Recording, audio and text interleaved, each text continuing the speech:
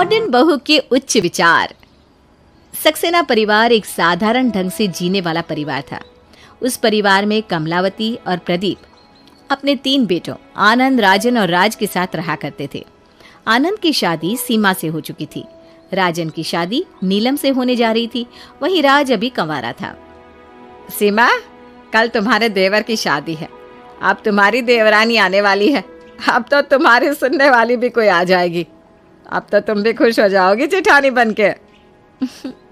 हाँ, पर तो आप इतनी खुश क्यों हैं?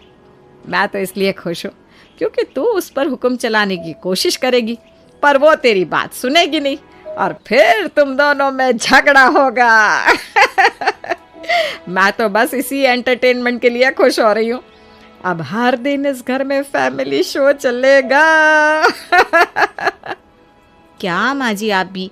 ऐसा कुछ नहीं होगा। हम दोनों बहुत समझदार हैं। बिना बात क्यों झगड़ा करेंगे? वैसे भी मेरी देवरानी बहुत पढ़ी लिखी है, वो फालतू में क्यों ही लड़ेगी। अगला दिन आता है और राजन की शादी हो जाती है। नीलम एक बहुत मॉडर्न लड़की थी। उसका तौर तरीका उन लोगों से काफ़ी अलग था।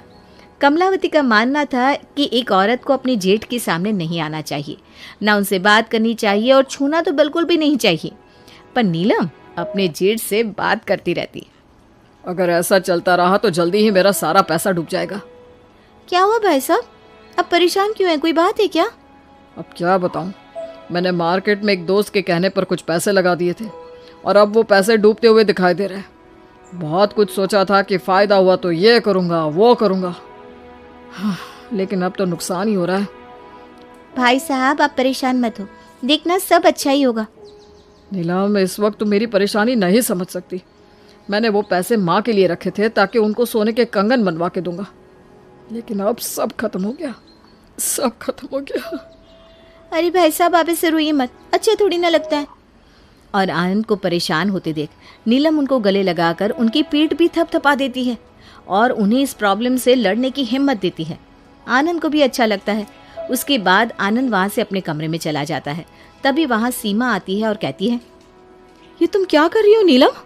होश में तो हो, कुछ तो शर्म किया करो तुम, या अपनी सब शर्म मायके छोड़ आई हो।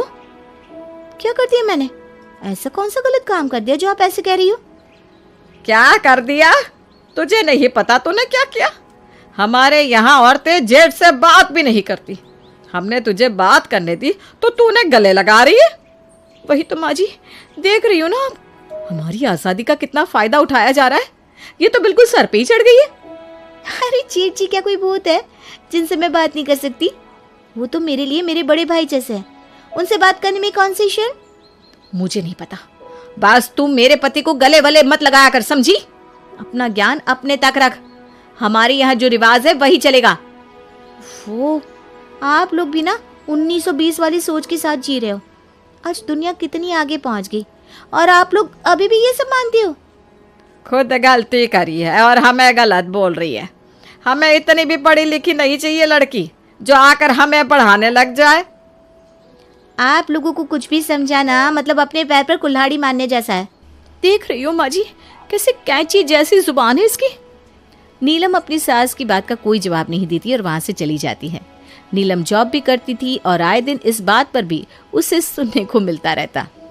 अरे बेटा, तेरी नई नई शादी हुई है और तूने अभी से बहू को नौकरी पे जाने दिया। ऐसे में रिश्तेदार क्या बोलेंगे कि बहू की कमाई खा रहा है। और नहीं तो क्या देवर जी, अब देवरानी को बोलो ऑफिस छोड़कर घर संभाले। घर में भी बहुत काम होते हैं। अब उनकी शादी हो गई है, अब तो जो है सब ससुराल ही है, तो क्या करेंगी वो नौकरी करके? हाँ बेटा, वैसे भी तू तो अच्छी नौकरी करता है, तो बहू को क्या जरूरत है जॉब करने की? माँ, वो जॉब अपने लिए कर रही है। उसका जब मन होगा तो वो खुद जॉब छोड़ देगी। वो खुद बहुत समझदार है, तो ये सब मैं क्यों समझाऊं? जॉब करना ना करना ये उसका फैसला होगा। ऐसा कहकर राजन वहां से चला जाता है। देखा माँ जी, देवर जी तो बिल्कुल जोरू के गुलाम हो गया है। नीलम के खिलाफ कुछ नहीं बोलते। अब क्या होगा? अरे होना क्या है, मैं आज सीधे सीधे बहू को ही मना कर दूंगी नौकरी पे जाने को।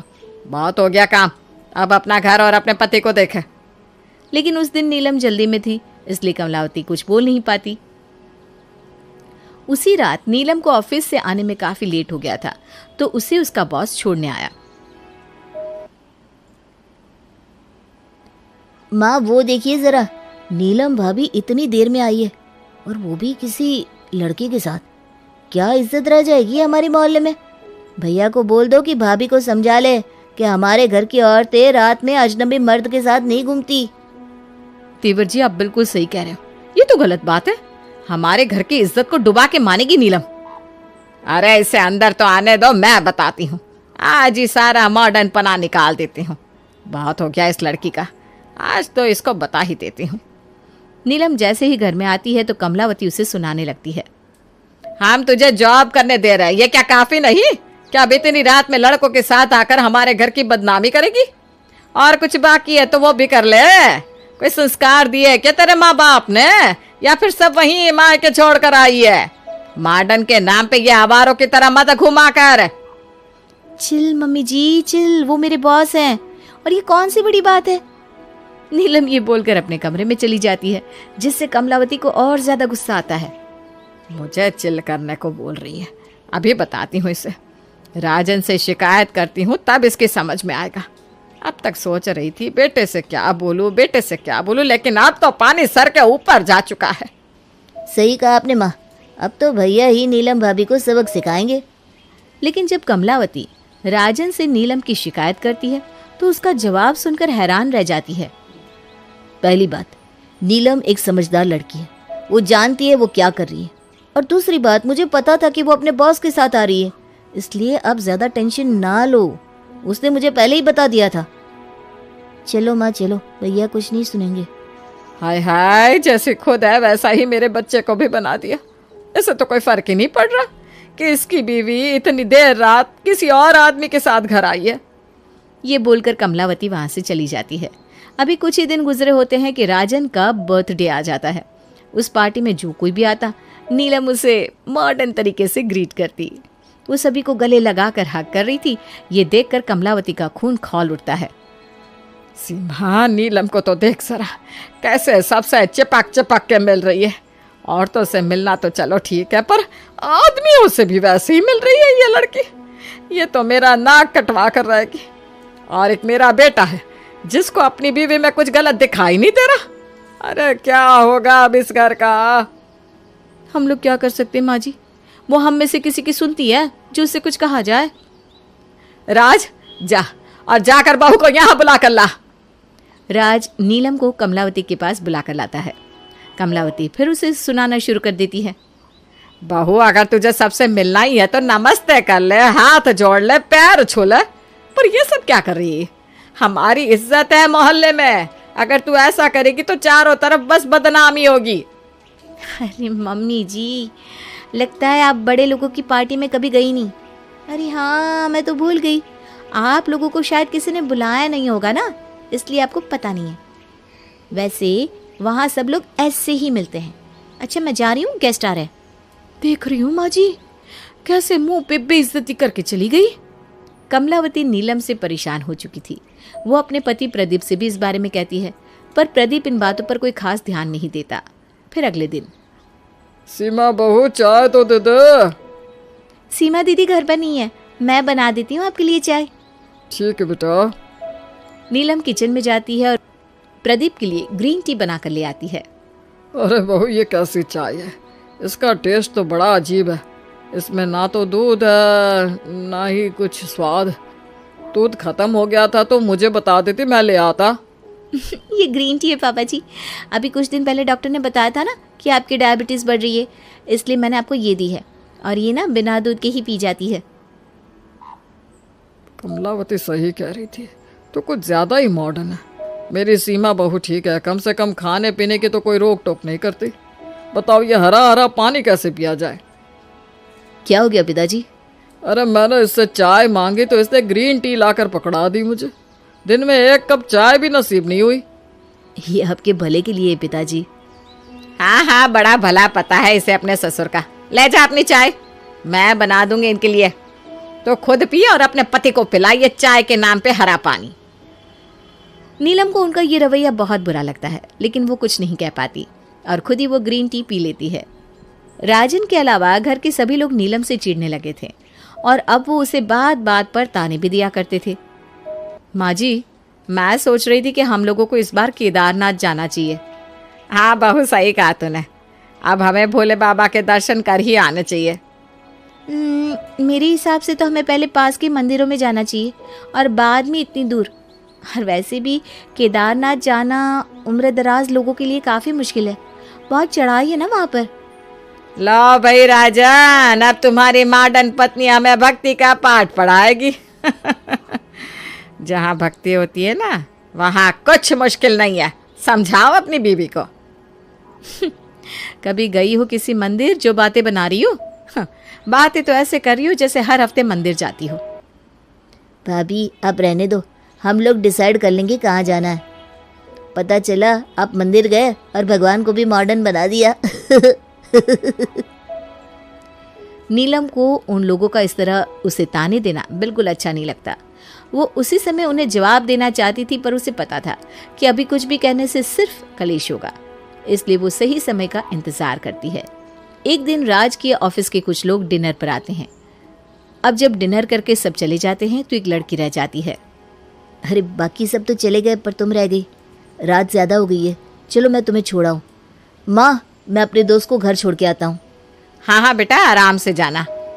लेकिन तभी नीलम आवाज़ देती है और राज को रोक लेती है। अरे ये आप क्या कर रहे हैं?